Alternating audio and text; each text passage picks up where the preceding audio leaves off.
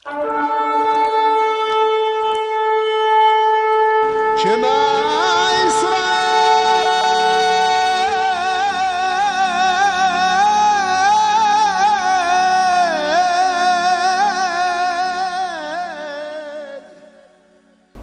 Shalom à l'Erem, Shabbat Shalom dans vos demeures. Je prie que le Dieu du Shabbat vous trouve en bonne santé.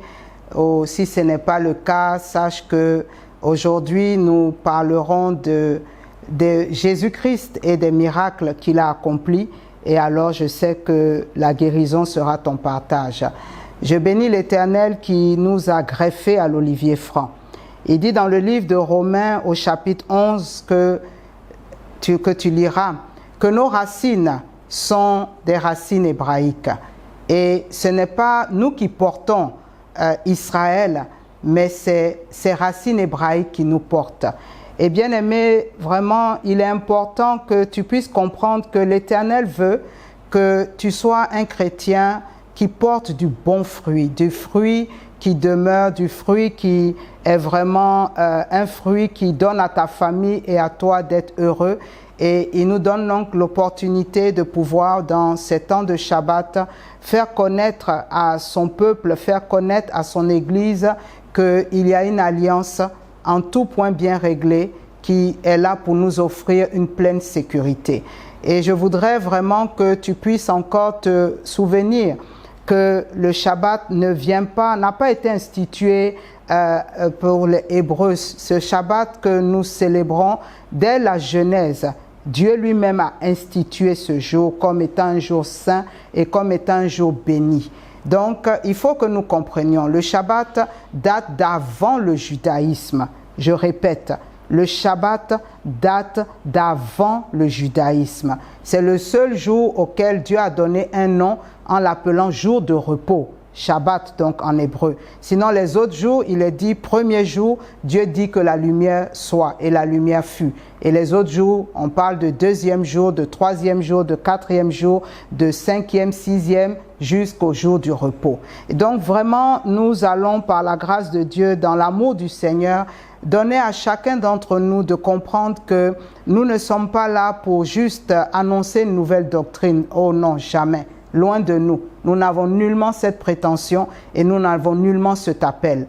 L'appel que nous avons, c'est de faire comprendre, de dire aux enfants de Dieu, nous aussi, cette alliance, elle est pour nous. Elle est spirituelle et nous devons la comprendre spirituellement. La Bible dit que la lettre tue, la lettre emmène dans des discours. Nous ne sommes pas là pour des discours, mais l'esprit vivifie, l'esprit donne la vie.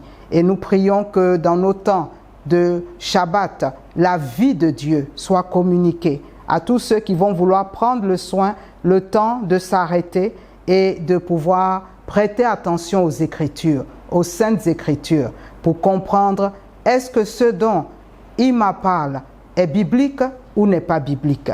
Et pour toi qui m'écoutes, si tu veux, il y a des numéros qui apparaissent. Ces numéros ne sont pas seulement pour des offrandes. Tu pourras envoyer des messages, tu pourras écrire des questions et on répondra ou alors dans les commentaires. Mais nous ne sommes pas là pour polémiquer, pour les commentaires qui vont vouloir nous éloigner de notre ligne. Parce que comme Paul, moi je suis en train de courir dans ma ligne avec la vision que Dieu m'a donnée, avec la détermination de Caleb, comme je l'ai dit, qui à 85 ans était résolu et déterminé. Et je voudrais que les générations futures comprennent que ce Dieu-là, il est véritable. Que les générations futures comprennent que ce Dieu, il est puissant. Il est dit dans le psaume 102, on enseignera aux générations présentes à connaître la force de l'Éternel, mais aux générations futures, on leur enseignera à connaître la puissance de ce Dieu. Et le Shabbat est une arme puissante pour ton repos. Et donc, je reviens sur ce que Jésus a dit dans le livre de Marc, au chapitre 2. Je vais lire quand les pharisiens étaient en train de se plaindre de ses disciples qui étaient en train de manger, qui étaient en train de couper des épis de maïs et de manger, et donc en train de dire qu'ils étaient en train de profaner le Shabbat. Jésus-Christ leur a dit quelque chose. Il a dit, le Shabbat a été fait pour l'homme et non l'homme pour le Shabbat. De sorte que le Fils de l'homme est le Seigneur même du Shabbat. Jésus est le Seigneur, est l'autorité suprême qui règne sur le Shabbat. Et parce qu'il est l'autorité suprême qui règne sur le Shabbat, je vais te donner des passages que tu vas prendre le temps de lire pour voir ce qu'il a fait en tant que cette autorité suprême qui a donné ce jour pour faire du bien. Souvent, il est bon, à l'école, on nous a appris de mettre toujours un texte dans son contexte. Souvent, on peut faire des dissertations, on pouvait faire des dissertations et penser qu'on avait tellement bien fait et on nous écrit hors contexte, on n'a pas su situer le texte dans son contexte. Et je voudrais donc que tu puisses comprendre que les miracles de Jésus ont eu un contexte, le Shabbat, et que tu puisses comprendre que pas seulement il y a eu d'autres miracles, mais je veux que tu puisses retenir ce point et te poser la question. Mais si Jésus a fait tant de miracles dans le Shabbat, c'est qu'il y a une grâce. C'est qu'il y a une grâce dans ce moment. Et je ne veux pas me priver de ce moment. Alléluia. Toi qui m'écoutes, souvent dans nos églises, on fait beaucoup de veillées les vendredis soirs et on voit beaucoup de manifestations de la bonté de Dieu. Posons-nous la question, n'est-ce pas parce que c'est un temps privilégié, même si tous les autres jours, on peut faire des veillées, mais il y a une grâce. Alléluia. Et je vais donc prendre une première histoire de ce miracle. Il y a dans le livre de Luc, au chapitre 13, du verset 10 à 13, il y a l'histoire de cette femme qui était courbée depuis 18 ans. 18 ans, cette femme, elle va, elle vient, elle est au temple, et cette femme était courbée. Cette femme avait besoin d'être libérée. Et toi qui m'écoutes, si tu as besoin d'être libéré, sache que Jésus-Christ, dans le Shabbat, a guéri cette femme. Il lui a enlevé cette bosse ou ce fardeau qui était sur elle et qui l'emmenait d'être courbée, qui l'emmenait de ployer sous ce fardeau, sous cette bosse ou sous cette infirmité. Et Jésus-Christ a produit ce miracle. Alors je prie que toi et ta famille, quel que soit ce qui est fardeau sur votre famille, que le Dieu des Hébreux, Jésus-Christ, puisse dire à toi et ta famille, tu es guéri, tu es libéré. Il y a une grâce de libération, il y a une grâce de guérison dans le Shabbat. Il faut vraiment que tu puisses entrer dans cette grâce. Remédite ce passage, vois le contexte et que tu comprennes que Jésus-Christ est là pour nous faire du bien dans ce Shabbat, dans le Shabbat. Alléluia. Et il y a encore une autre histoire. Et cette histoire, c'est dans la synagogue. On voit Jésus qui rentre dans le livre de Luc, chapitre 4, versets 16 à 30, où Jésus-Christ prend le livre d'Ésaïe et pour ceux qui connaissent ce passage, il parle, et il cite Ésaïe 61. Et quand il referme, il dit « cette parole vient de s'accomplir ». Ce qui veut dire que dans le Shabbat, Jésus est venu pour enlever le sceau qui était sur ce passage. Jésus est venu pour leur donner la révélation de ce passage. Donc c'est un temps aussi de révélation. C'est un temps où Dieu viendra enlever aussi les sceaux sur des passages que sûrement tu lis. Je ne parle pas d'Ésaïe 61 en tant que tel, mais des passages que tu lis et qui sont sûrement flous. Le Saint-Esprit pourra te conduire pour ton repos dans un passage que tu auras lu. Peut-être ça sera Matthieu 21, Matthieu 22, je ne sais, Proverbes. Mais le Saint-Esprit viendra te montrer que dans ce jour, il y a une grâce pour un réma. Il y a une grâce pour une révélation. Et nous voyons encore une autre histoire.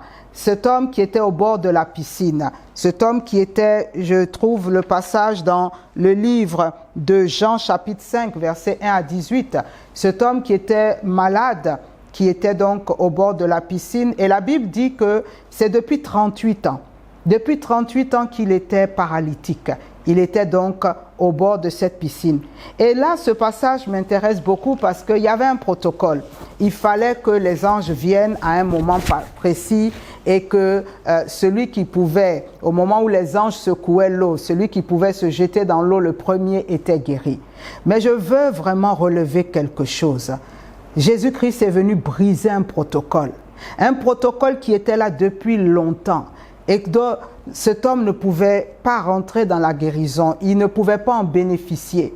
Mais Jésus est venu montrer que lui, le maître du Shabbat, le Dieu qui aime et qui veut que nous soyons guéris. Jésus est venu non pour condamner, il est venu pour sauver. Non pour condamner, il est venu pour libérer. Non pour condamner, il est venu pour guérir. Et donc Jésus vient et il dit à cet homme, veux-tu être guéri?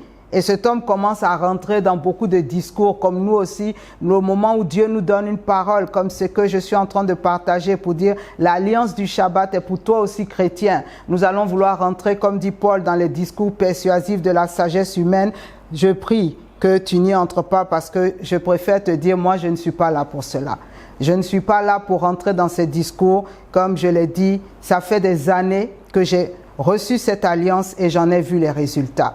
Et donc cet homme est rentré dans ces discours et je prie qu'aujourd'hui soit la fin des discours sur le Shabbat, sur l'alliance du Shabbat pour ceux qui vont m'écouter. Et cet homme est rentré dans les discours et Jésus lui dit, je pourrais dire, Jésus a dit, c'est pas ce que je te demande. Je n'ai personne pour me jeter dans l'eau. Jésus lui répond, sois guéri. Bien-aimé, toi aussi, sois guéri, sois libéré, sois restauré. Que l'alliance du Shabbat parle pour toi. Que l'alliance du Shabbat te donne d'entrer dans la bénédiction de Yaakov. Que l'alliance du Shabbat donne à ta famille et toi, qui êtes chargés par un fardeau. Qu'est-ce qu'un fardeau familial, un fardeau financier ou bien une situation qui perturbe ton esprit depuis longtemps? Prends un temps, même si c'est 5 minutes. Je vais te lancer ce défi. Chaque Shabbat, chaque samedi, comme si c'est plus facile pour toi, prends 5 ou 10 minutes et puis dis, Dieu du Shabbat, Dieu des Hébreux, toi qui t'es reposé le 7e jour, conduis-moi dans mon repos. Conduis-moi dans mon repos. Chacun a un repos qui lui est propre. Même dans un couple, chacun aura un repos qui l'attend, qui n'est pas obligatoirement celui que monsieur attend ou que madame attend. Mais arrête-toi un moment. Mais ce repos, comme je l'ai dit dans la première capsule, est pour ceux qui sont fatigués, ceux qui sont chargés. Bien aimé, si tu n'es pas fatigué, si tu as encore tes propres forces, si tu as encore tes propres ressources, anyway, comme on dit en anglais, tu peux continuer. Mais si tu estimes que non, je suis fatigué, j'ai besoin de rentrer dans un stade de ma vie où je suis calme et tranquille, dans un stade de ma vie où je vois que les choses sont plus apaisées, les choses sont plus simples. Si tu recherches cette simplicité, alors, comme ce malade de 38 ans, reçois ton miracle dans ce Shabbat. Et je voudrais encore te donner un autre passage. Il y en a tellement que je pourrais partager avec toi. Il y a cet homme qui était aveugle et sur les yeux duquel Jésus a appliqué, dans Jean chapitre 9, 1 à 14, Jésus a appliqué de la boue et cet homme a commencé à voir. Que le Seigneur te donne à commencer à voir le Shabbat avec un autre regard que celui que tu as eu. Que le Saint-Esprit te donne vraiment de trouver la vue spirituelle sur le Shabbat et que toi, personnellement, ça devienne ton alliance. Moi, en ce qui me concerne, mon alliance de Shabbat, elle m'est personnelle. Je peux aller dans des pays, je peux aller dans des églises où ils ne reconnaissent pas cette alliance. Je n'ai pas de problème, je ne suis pas là pour imposer quelque chose. Mais moi, je connais mon alliance et j'honore mon alliance. Et le Dieu qui honore, celui qui honore l'alliance, s'est toujours souvenu de moi. Donc, c'est ce que vraiment je voudrais partager avec toi. Shabbat Shalom. Et souviens-toi de Jésus et le Shabbat. Et continue de faire tes recherches toi-même. Fais tes recherches et tu verras que Jésus-Christ n'a jamais rejeté, encore moins profané le Shabbat. Que Dieu nous bénisse. Shabbat Shalom Aleichem. Shabbat Shalom Aleichem. Amen, amen.